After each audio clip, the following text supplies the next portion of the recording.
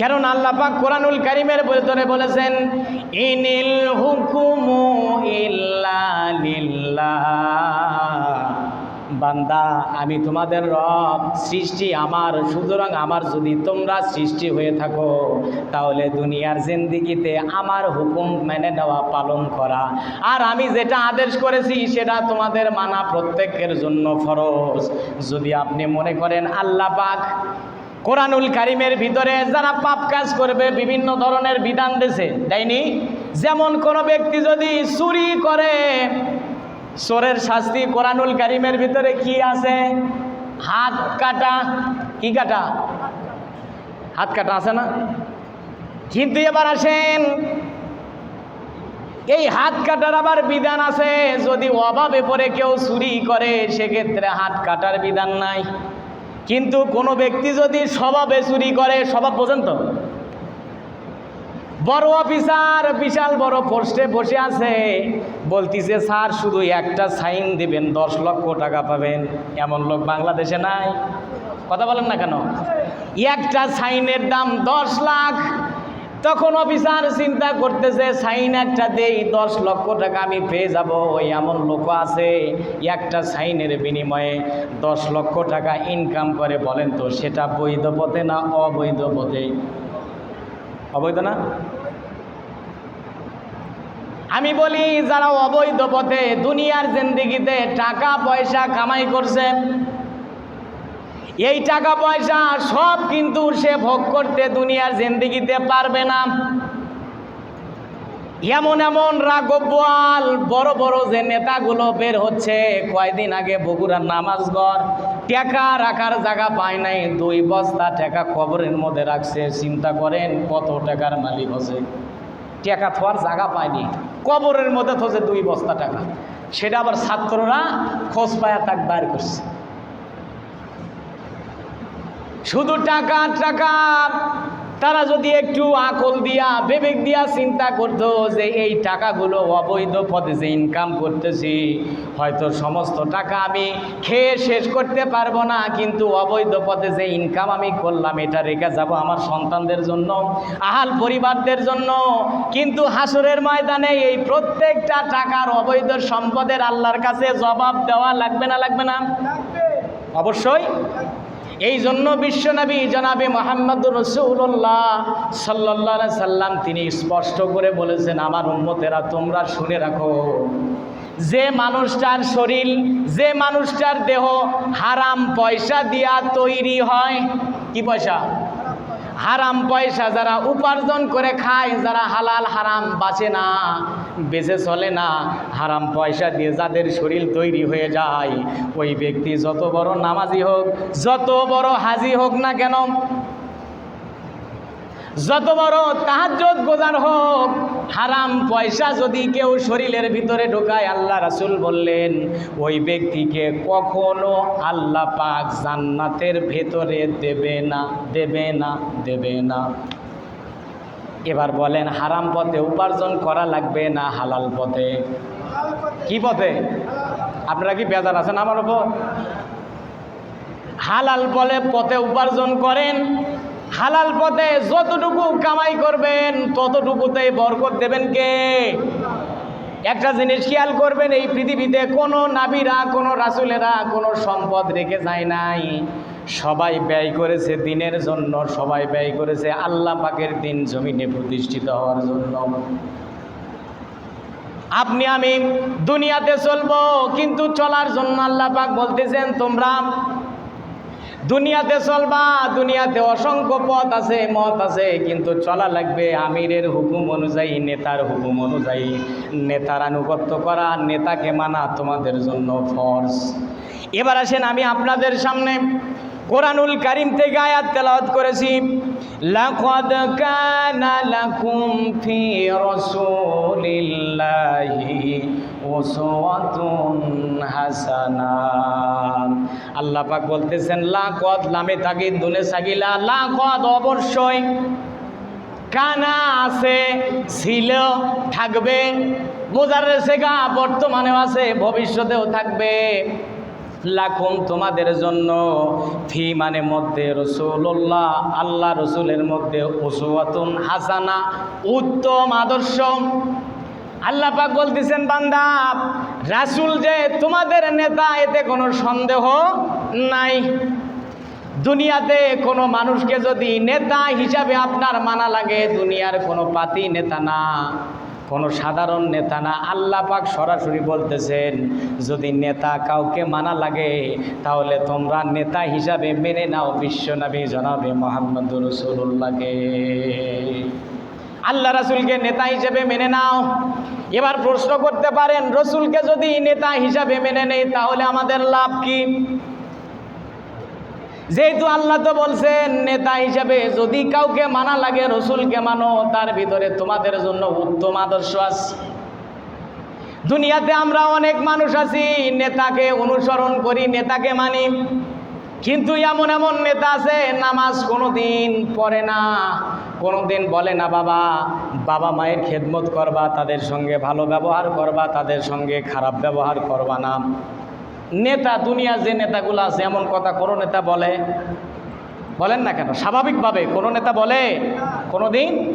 খবরদার বাবা, তোমার বাপের বয়সী যারা মুরব্বী আছে তাদের সাথে খারাপ আচরণ করবা না, বরং তা না বলে উল্টোটা বলে যদি তোর সাথে কেউ খারাপ আচরণ করে টাকা যা লাগে আছে আমার, কোনো চিন্তা করবি না। যদি আমার বিরুদ্ধে কোনো ব্যক্তি কয় তাক জনমের মতো সাইজ করে দিবি, এমন নেতা আছে না নাই?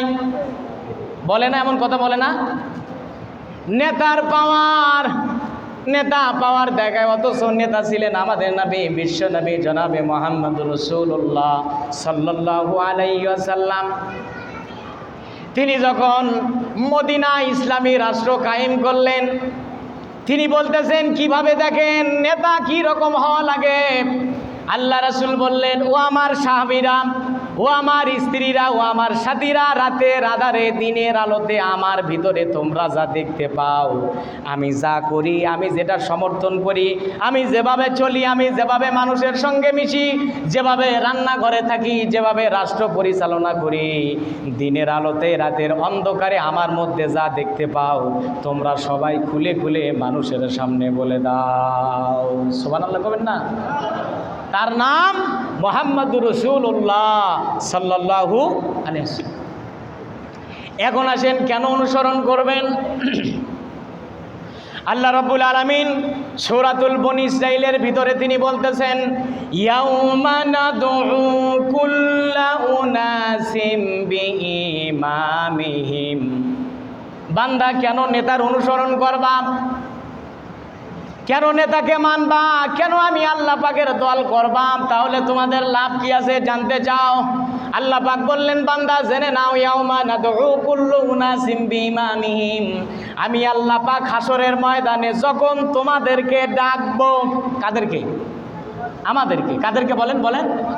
আমাদেরকে আল্লাহ পাক সম্বোধন করে বলতেছেন বান্দা হাসরের ময়দানে তোমাদেরকে যখন আমি ডাকবো তখন আমি তোমাদেরকে শুধু ডাকবো না, তোমরা দুনিয়াতে যাদেরকে নেতা মানছিলা ওই নেতাকে সহ তোমাদেরকে আমি আমার সামনে দাঁড় করাবো। এখন যদি আপনি এমন নেতাকে মানছেন যে নেতা জোট চোর, যে নেতা গম চোর, যে নেতা চাউল চোর, যে নেতা ব্রিজ হওয়ার আগে টাকা খেয়ে শেষ করে, এমন নেতা বাংলার জমিনে আছে না নাই? এমন নেতাকে যদি আপনি ভালোবাসেন, সাপোর্ট করেন, কেননা বিশ্বনবী জনাবে মুহাম্মদুর রাসূলুল্লাহ সাল্লাল্লাহু আলাইহি সাল্লাম তিনি বলছেন মান তাশাব্বাহা বিকওমিন ফাহুয়া মিনহুম। উম্মতেরা তোমরা জেনে নাও দুনিয়ার জিন্দেগিতে তোমার যে ব্যক্তিটার সাথে যত বেশি মহাব্বত থাকবে, মহাব্বত বোঝেন তো, ভালোবাসা, যার সঙ্গে তোমার থাকবে হাসরের ময়দানে ওই ব্যক্তির সাথে তুমি থাকবা। এখন দুনিয়াতে এমন নেতার সঙ্গে আপনি মহাব্বত পাকাইছেন যে নেতা ইসলামের কথা বললে সহ্য করতে পারে না, যে নেতা কোরআনের কথা বললে সহ্য করতে পারে না, এই নেতার সঙ্গে যদি হাসরের ময়দানে আপনাকে ডাকে, আপনি কি আল্লাহ পাকের পাকড়াও থেকে মাপ পেতে পারেন? সম্ভব? যারা এমন নেতার অনুসরণ করেন, আপনাদেরকে শুধু একটা কথা বলবো, সেটা হলো এই, নেতাকে আপনি যদি একটা কথা বলেন, নেতা তোমার জন্য আমার জান হাজির, যা করতে বলবা তোমার জন্য আমি মরতেও রাজি, শুধু একটা জিনিসের গ্যারান্টি দেওয়া লাগবে। কয়টা? দেখেন তো, বলে দেখেন তো। নেতাকে শুধু বলবেন, নেতা সব করব তোমার হুকুমে, আমার জীবনটা তোমার জন্য দিয়ে দিলাম, শুধু হাসরের ময়দানে আল্লাহ পাকের কাছে আমার জন্য একটু শাফায়াত করে জান্নাতে নিয়ে যাবা। নেতাকে যদি এই কথা বলেন, একটু বিবেক থেকে বলবেন, নেতা কি এরকম আপনাকে কথা দিতে পারবে যে তোকে জান্নাতে নিয়ে যাব? পারবে? পারবে? দুনিয়ার কোনো নেতার এত বড় ক্ষমতা, এত বড় পাওয়ার আছে? বিশ্বনবী যদি আপনার নেতা হয়, আমাদের নবী সাইয়্যিদুল বাশার, সাইয়্যিদুল মুসলিমিন, সাইয়্যিদুল মুরসালিন, যিনি সমস্ত মানুষের নেতা, সমস্ত নবীদের নেতা, ওই নেতাকে যদি আপনি ফলো করে দুনিয়ার জিন্দেগিতে চলতে পারেন, আল্লাহি, আল্লাহর কসম করে বলি, ওই নেতার অনুসরণ যদি আপনি করতে পারেন, তাহলে নবীকে আমরা দেখিনি, দেখছি কেউ? বলেন বলেন, নবীকে আমরা কেউ দেখিনি, আল্লাহ পাক কেউ দেখি নাই, কিন্তু আমরা দেখেছি নবীর উত্তরসূরি যারা আছে পৃথিবীতে, সারা পৃথিবীতে, তারা হলো আলেম। আল উলামা ওয়ারিসাতুল আম্বিয়া, আলেমগণ হলেন নবীদের উত্তরসূরি, তবে সব আলেম না। যে আলেম জালেমের পক্ষে সাপোর্ট করে, ও কিন্তু আলেম না, ও জালেম।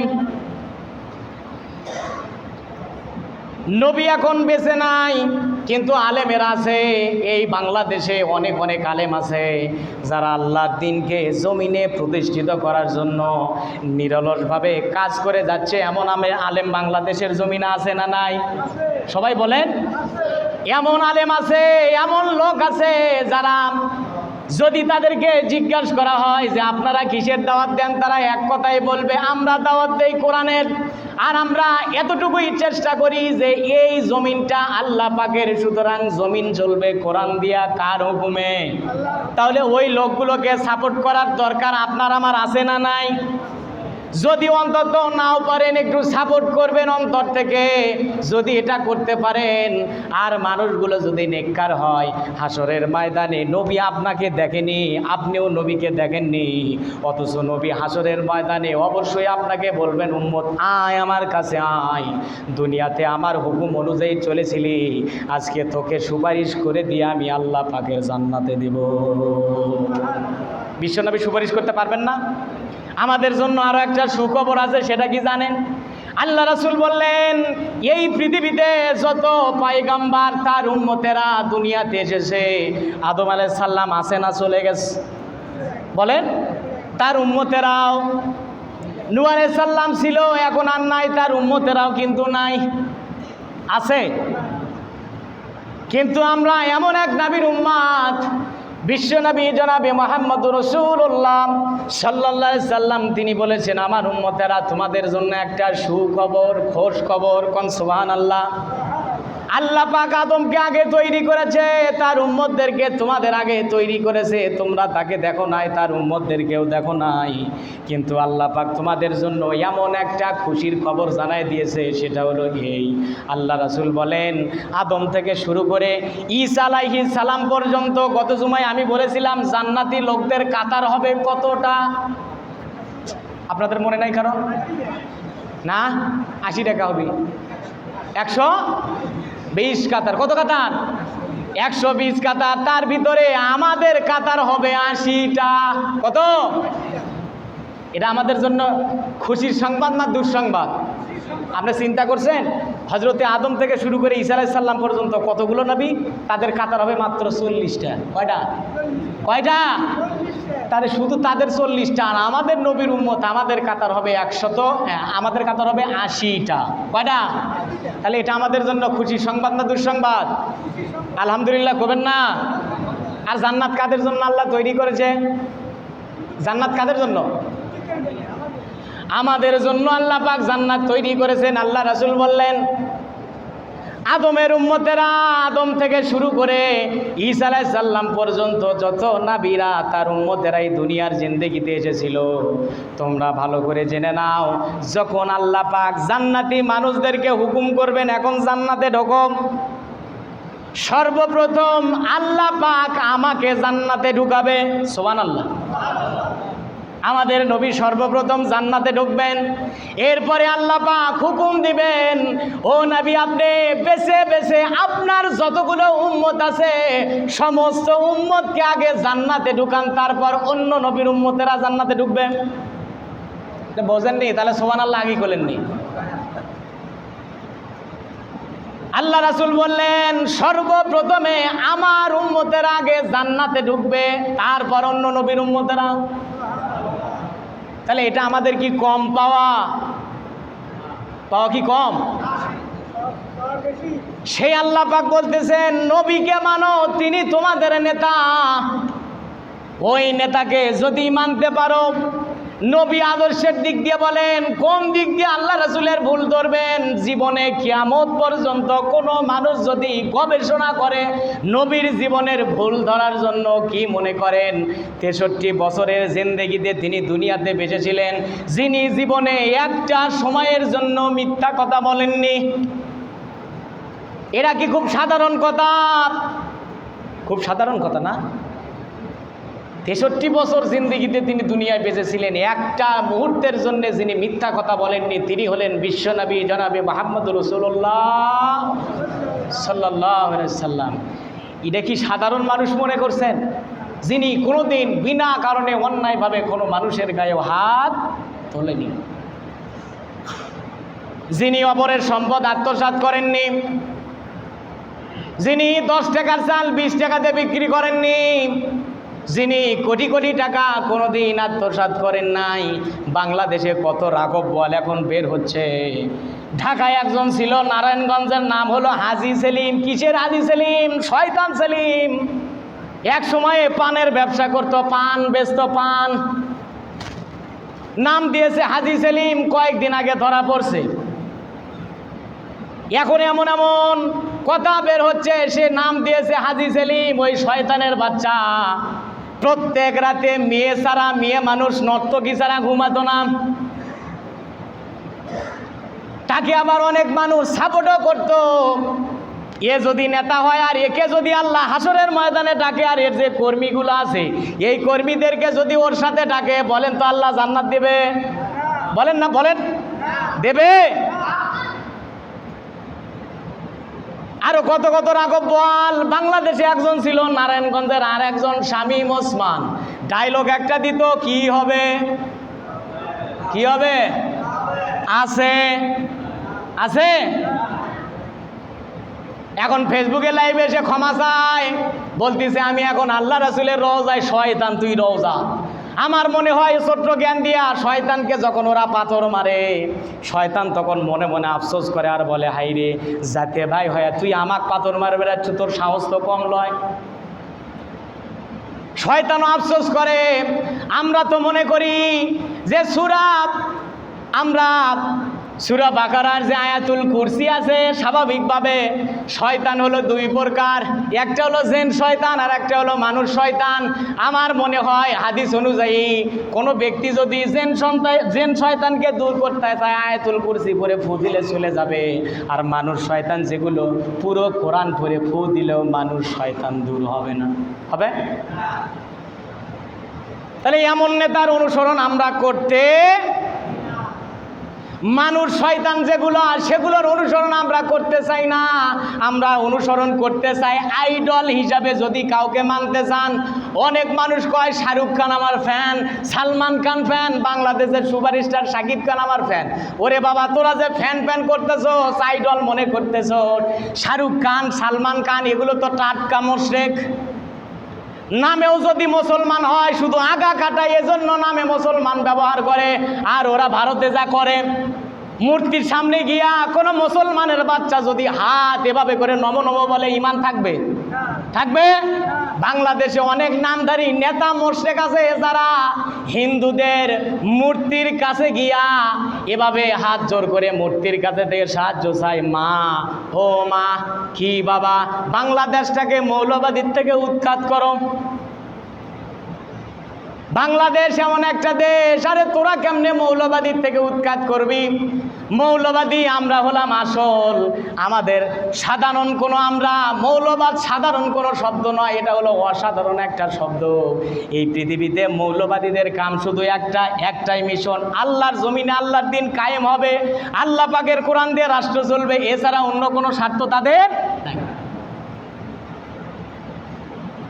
এছাড়া অন্য কোনো স্বার্থ তাদের নাই।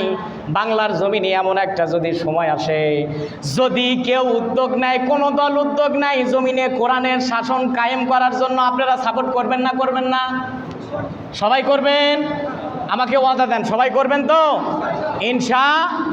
বাংলাদেশে অনেক ইসলামী দল আছে, এখন যদি বলেন যে হুজুর আসল ইসলামী দল কোনটা, এটা কেমনে চিনব?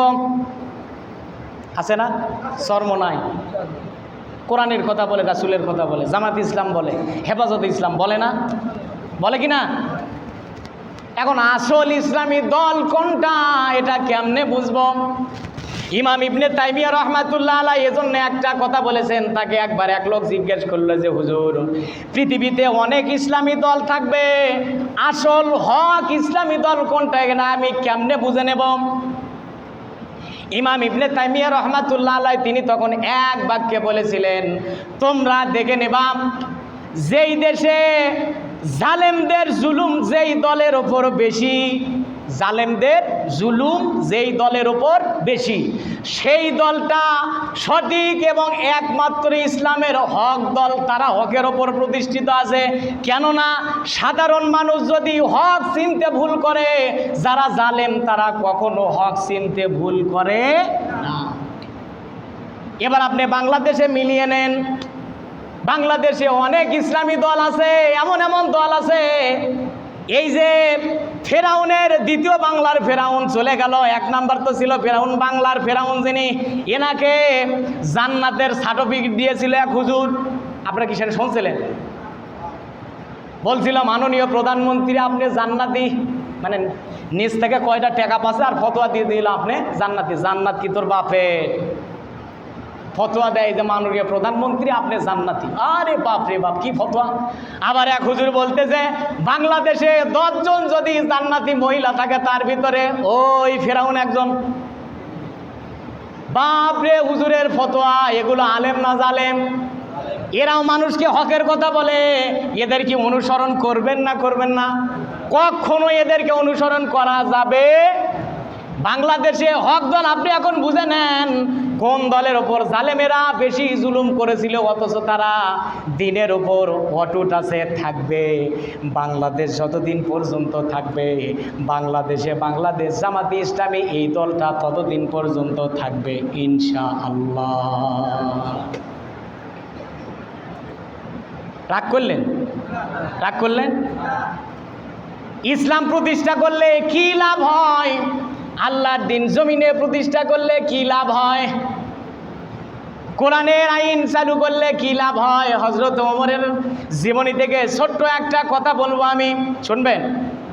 হযরত ওমর রাদিয়াল্লাহু তাআলা আনহু যখন প্রেসিডেন্ট, তিনি কি শুধু মক্কার প্রেসিডেন্ট ছিলেন? নয় নয়, এই সারা পৃথিবীর অর্ধেক জায়গার প্রেসিডেন্ট ছিলেন হযরত ওমর। যে ওমর আফসোস করে তিনি বলতেন যে আমি প্রেসিডেন্ট থাকাকালীন ফেরাত নদীর উপকূলে একটা কুকুর যদি পানির পিপাসায় মারা যায়, তাহলে হাসরের ময়দানে আল্লাহ যদি আমাকে বলে, ও ওমর, যখন তুমি প্রেসিডেন্ট ছিলা ফেরাত নদীর উপকূলে একটা কুকুর পানি ব্যাগরে মারা গেছে, পানি পান না করার কারণে তৃষ্ণার্ত হয়ে মারা গেছে, এর জবাব কি তুমি দিবা? একটু আমাকে বলো। হযরত ওমর তখন আফসোস করে বলেছিলেন, তখন আমি আল্লাহ পাকের কাছে কি জবাব দেব? সেই হযরত ওমর রাষ্ট্র চালাচ্ছেন, তার ছোট্ট ছেলে আব্দুল্লাহ মক্তবে পড়তে যায়। কেতাবের মধ্যে আছে হযরত ওমর একটা জুব্বা ছিল, একটা গায়ে দেওয়ার মতো জুব্বা ছিল। বুখারী শরীফের মধ্যে এই হাদিসটা আছে। তার জুব্বার 16 জায়গায় ছিল তালি দেওয়া। কি দেওয়া? 16 জায়গায় তালি দেওয়া। তালি বোঝেন? 16 জায়গায় তালি দেওয়া, সেলাই করা। অথচ তিনি অর্ধ পৃথিবীর প্রেসিডেন্ট ছিলেন সেই সময়। সন্তান আব্দুল্লাহ মক্তবে পড়তে গেছে, তারও একটা জব্বা ছিল শুধু সেরা। ছোট বাচ্চা তো, বন্ধু বান্ধবেরা ওই সেরার ভিতরে লোক দিয়ে কানা আরও বেশি করে দেয়। কয় তুই এদেশের, তোর বাপ এদেশের প্রেসিডেন্ট, তুই এদেশের প্রেসিডেন্টের ছেলে, তোদের জামা কাপড় এত নোংরা কেন, এত সেরা তালি দেওয়াকে? ভালো কাপড় পরতে পারিস না? হযরত ওমর আব্দুল্লাহ এই কথা শোনার পর বাড়িতে এসে মন খারাপ করে বসে আস। হযরত ওমর রাষ্ট্র থেকে বাড়িতে ফিরে এসে ছেলেকে ডাক দিছেন। ছেলে পরে একটু রাগ রাগ নিয়ে বাপের কাছে যখন গেল, হযরত ওমর বলতেছেন যে বাবা কি হয়েছে? বলতেছে আব্বা আমি আর পড়তে যাব না। কেন? বলতেছে আব্বা আমি যখন পড়তে যাই, তুমি যে গায়ে জামা গায়ে দিছো, যে জব্বাটা গায়ে দিছো, দেখো তো কত জায়গায় তালি দেওয়া। আমারও জব্বায় তালি দেওয়া। আমার বন্ধুরা এই তালি দেওয়া জব্বার ভিতরে লোক ঢুকে দিয়ে সেরা খানা আরও বেশি করে দেয়। নতুন জামা কিনে দেওয়া না পর্যন্ত আমি আর পড়তে যাব না। সন্তান একটা আবদার করছে, পিতার এখন কি করা লাগবে? পূরণ করা লাগবে। কিতাবের মধ্যে আছে ওই সময় সন্তানকে একটা জামা কিনে দেবে, হযরত ওমরের কাছে টাকা ছিল না। হযরত ওমর চলে গেলেন অর্থ মন্ত্রণালয়ে, সেখানকার দায়িত্বে ছিলেন হযরতে বেলাল রাদিয়াল্লাহু তাআলা আনহু। সুবহানাল্লাহ। অর্থমন্ত্রীর দায়িত্বে ছিলেন হযরতে বেলাল। হযরতে ওমর রাদিয়াল্লাহু তাআলা আনহু হযরতে বেলালকে গিয়ে বলতেছেন, বেলাল আমার হাতে কোনো টাকা পয়সা নাই, আব্দুল্লাহ একটা জামার বায়না ধরেছে, আমাকে যদি 1 মাসের, ভালো করে বুঝবেন, 1 মাসের বেতন অগ্রিম যদি আমাকে দিতে পারতা তাহলে আমার একটু ভালো হতো। 1 মাসের বেতন অগ্রিম, অগ্রিম বোঝেন তো, আগে দেওয়া লাগবে। হযরত ওমর বলতেছেন 1 মাসের বেতন যদি অগ্রিম দাও তাহলে এই মাস কাজ করে তোমাকে আমি বেতন, তুমি আমার বেতন থেকে কাটে নেবা, কোনো সমস্যা নাই। বিশ্বনবী জনাবে মুহাম্মদুর রাসূলুল্লাহ কেমন আদর্শ ছিলেন, কেমন আইডল ছিলেন, কেমন নেতা ছিলেন। হযরতে বেলাল ওমর রাদিয়াল্লাহু তাআলা আনহুর এই কথা শোনার পর হযরত ওমরকে বেলাল রাদিয়াল্লাহু তাআলা আনহু তিনি বলতেছেন, আমিরুল মুমিনিন আপনাকে আমি 1 মাসের বেতন অগ্রিম দিতে পারবো, কিন্তু একটা শর্ত আছে। কয়টা শর্ত? একটা শর্ত আছে। 1 মাসের বেতন আপনি চাচ্ছেন দিব, কোনো সমস্যা নেই। হযরত ওমর বললেন কি শর্ত?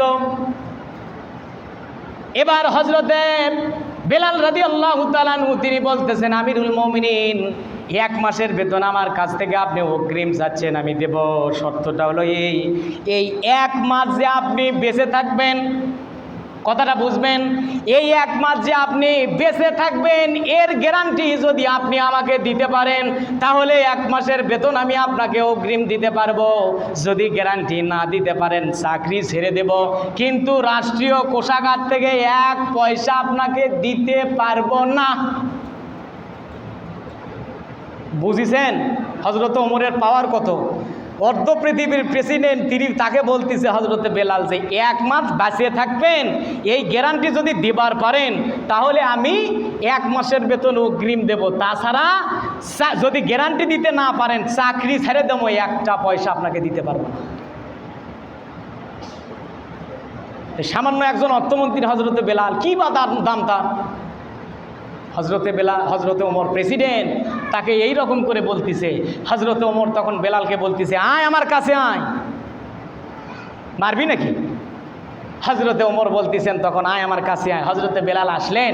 আসার পরে হযরতে ওমর তার সঙ্গে মোলাকাত করতেছে, কোলাকুলি করতেছে, আর বলতেছে, যে ব্যক্তি আমার ভুল ধরে দেয় সে ব্যক্তি আমার কখনো শত্রু নয়, সে আমার বন্ধু। কোন সুবহানাল্লাহ। তাহলে এমন নেতার দরকার বাংলাদেশে আছে না নাই? বলেন বলেন, এমন নেতার দরকার আছে না নাই? এমন নেতা বাংলাদেশে একজন আসুক, এটা আপনারা চান? চান? আপনারা কেউ মাইন্ড করবেন না। আর একটা শেষ কথা, এক ব্যক্তি একটা পোস্টে লিখেছিল, সেটা হলো এই, বলতেছে 15 বছর ধরে খাওয়া দল আর 15 বছর ধরে না খাওয়া দল দুটোই খুব সাংঘাতিক জিনিস। মাইন্ড করবেন না, অনুরোধ করতেছি, মাইন্ড করবেন না। নেতা যদি বিশ্বনবীকে মানা লাগে, মানবেন না? এটা দুনিয়ার কোনো সাধারণ মানুষের কথা না, আল্লাহ। কার কথা? ওই আল্লাহ পাক যদি হুকুম করে বিশ্বনবীকে নেতা আইডল মানতে কোনো লজ্জা বা ভয় আছে? কোনো শরম আছে? কেউ জান্নাতের গ্যারান্টি আপনাকে দিতে পারবে না, কিন্তু বিশ্বনবী পারবে। এ আশা আমাদের নাই? আবার বলেন, আছে না নাই? তাহলে ওই নবীর দল, নবী এখন নাই, ওই নবীর দল যারা করে, আল্লাহ পাকের দল যারা করে, তাদেরকে আমাদের সাপোর্ট করতে আল্লাহ পাক আমাদের সকলকে কবুল করুক। সকলে বলি আল্লাহুম্মা আমিন। সবাই বলি আল্লাহুম্মা আমিন। যারা সুন্নত পড়েননি, ওয়া আখিরি দাওয়ানা আলহামদুলিল্লাহি রাব্বিল আলামিন। যারা সুন্নত পড়েননি 4 রাকাত